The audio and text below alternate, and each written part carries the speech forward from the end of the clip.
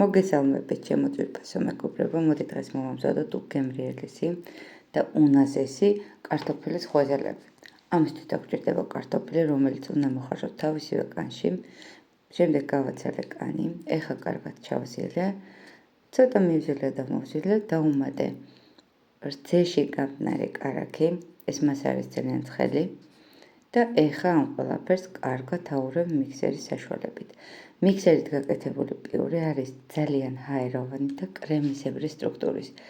დამიჯერეთ ღვეძელებში გამოდის აი საოცარი სტრუქტურა, ამიტომ გადავწყვეტე ამ რეცეპტის გადაღება.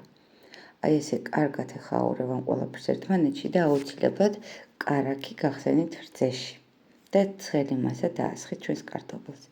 აი ესეთი ჰაეროვანი და კრემისებრი მასა გამოვიდა. ეხა დავუმატებ კამას. მე მქონდა გაყინული, თქვენ თუ გაქვთ დავუმატეთ ახალი, ცოცხალი, უფრო გემრიელი იქნება. დავუმატე ასევე მარილი და წითელი დაღერღილი წიწაკა.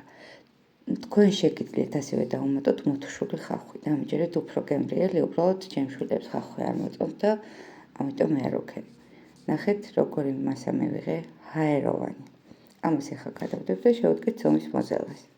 ამისთვის დაგჭირდება წყალი, საფუარი, შაქარი, მარილი.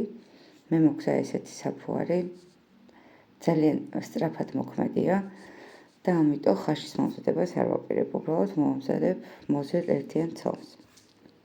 აი ხან ყველაფერს კარგად ავურებ ერთმანეთში, წყალი არის ცოტა თბილი და დავუმატებ ფქვილს. ზოგადად ცომს ვზილავ ისე რომ ხელზე არ მეკრობოდეს. ცომი მეყვარს უნდა იყოს ელასტიური, ფაფუკი, ჰაეროვანი და ხელზე არ უნდა ეკრობოდეს. მაგრამ ამ შემთხვევაში ღვეძელების ცომი ბევრად თხელი უნდა იყოს, ვიდრე ჩვეულებრივი ცომი, მაშინ გამოვა ის ჰაეროვანი და ხრაშუნა სტრუქტურა. ეხა დავუმატებ საჭირო რაოდენობის ფქვილს და კარგად მოვზილავ.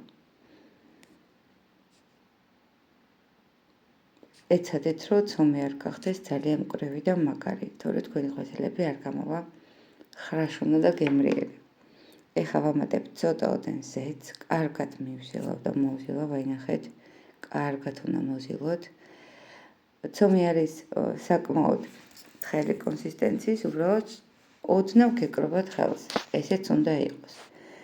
ეხა გადავაფარებ ცელოფნის პაკეტს და დავდებ თბილ ადგილზე. თქვენ შეგიძლიათ დადოთ ხუმელშიც, უბრალოდ ხუმელში ვთავ ნათურას, ან თბილ ადგილზე სადმე კუხნაში. ნახეთ, როგორ გაფუდა ჩვენი ცომი.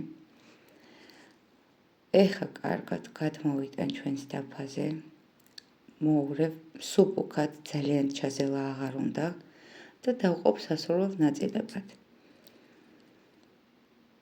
ძალიან ნაზი ცომი გამოდის, ჰაეროვანი და ოდნავ ეკრობა ხელს. აი ნახეთ, დავყოფ სასურველ პატარა გუნდებად. ვათთი ცოტა ხანი კიდე რომ გაფუდეს და დავიწყებ ჩვენი ღვეძელების ფორმის მიცემას. არ ვხმარობ საბრწყელებელს, ხელითაც იდეალურად გადის ცომი, რადგან არის ძალიან ნაზი. ეხა ვამატებ ჩვენს კარტოფილის პიურეს. მივცემ სასურველ ფორმას და შევწევ წინასწარ გახურებულ ტაფაზე. სადღაც 3-4 წუთი უნდა თითო გვერდიდან. შეგიძლიათ შეწვათ ძალიან ბევრ ზეთშიც, უბრალოდ მე ესე არ ვაკეთებ. უფრო ხრაშუნა გამოვა. ეხა განახებთ, როგორი ოდენობის ზეთი მესხება ტაფაზე. აი ესე ყველას მივცემ ფორმას და დავიწყებ შეწვას. აი ნახეთ, ნორმალური ოდენობის ზეთი მისხავს, არ ძალიან ბევრი, არ ძალიან ცოტა. და ესე თითო გვერდიდან 3-4 წუთის განმავლობაში შევწვავ. დამიჯერეთ ესე გაკეთებული პიურე გამოდის ძალიან ჰაეროვანი, ნაზი, უგემრიელესია, სტრუქტურა აქვს საოცარი, ღვეძელებში არის როგორც კრემისებრი.